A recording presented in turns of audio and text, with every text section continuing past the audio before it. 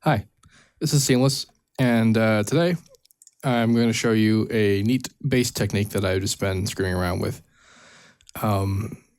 This is the very beginnings of a glitch hop track I'm trying to make. I'm not having a good time with it, honestly. But I have a little pattern here with some basses, and I'm going to tell you a story about this bass.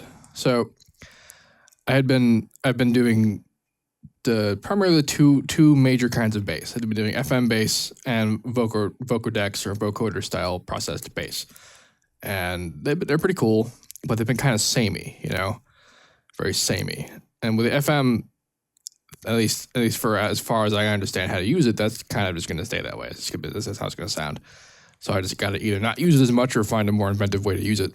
With the Vocodex stuff, that's really only the way it sounds because I've been using the same modulators the whole time, like the stuff in the vocals folder in FL. Like, oh yeah, it's been using that a lot. So I decided to try something different, and what this came to was that I made this bass with a Harmer.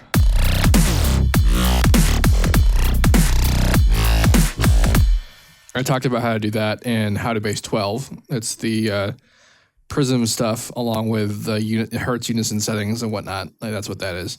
And a little bit of filterage going on that's connected to the X modifier down here.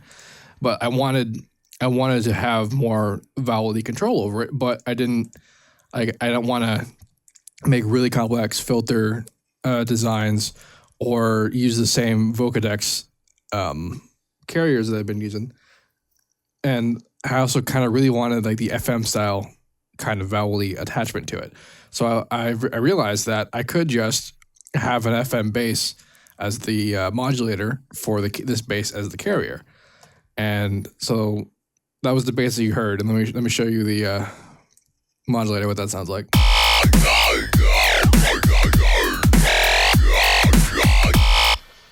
You notice how it's not following the tone, like the lead line is not the same pitch. If we were to play them together, it would sound terrible. I'll explain why in a minute. But first, let me show you what it sounds like when they're put together. With the main bass on a little bit as some bass sub-reinforcement.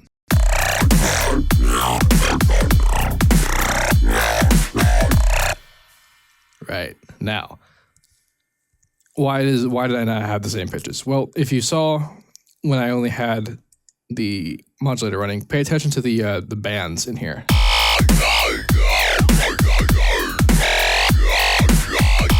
That's basically the EQ, like that's like the spectrum analysis for that sound. And that's what a vocoder does, is it applies those bands to another sound, and that's how you get the character attachment, like the character applied to that other sound. So the pitch is really not very important because what all of the pitch is doing is moving where the formants are. That's what's going on, and then it applies it to the other one, the carrier.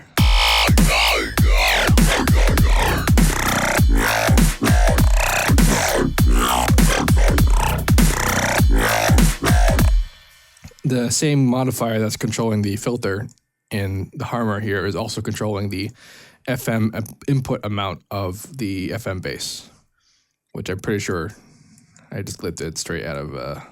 This one's just in one of my presets. I've been trying a bunch of things from various older tracks. I even you see this setup here. So these three are the setups that I'm using for this bass, but this setup is the Vocodex bass setup from the Bundem track. And I've been looking to modify that a little bit. I didn't really get anywhere. I mean, it sounds awesome the way it is.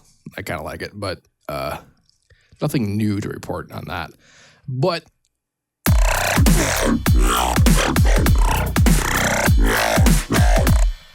I kind of enjoy that. So again, the basic setup here is that we have a bass, just a bass sound, as our carrier, and we're using an FM bass as the modulator, and we're applying the resulting formant morphing that the FM creates as the modulator of the carrier, and as a result, we're getting the formant morphing in the original bass through the vocoder. Not even that one, this one. On my phone, through the Vocodex.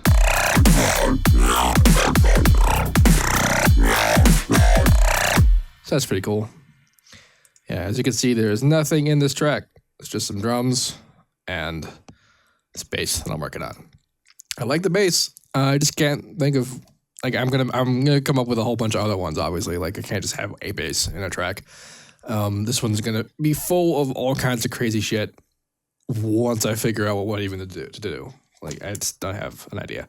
But this will definitely be a glitch hop track, and I'm kind of excited as to where it's gonna go, especially because I kind of enjoy where the bass sound is going. So anyway, thanks for watching. I hope you learned something, and go forth and tweak.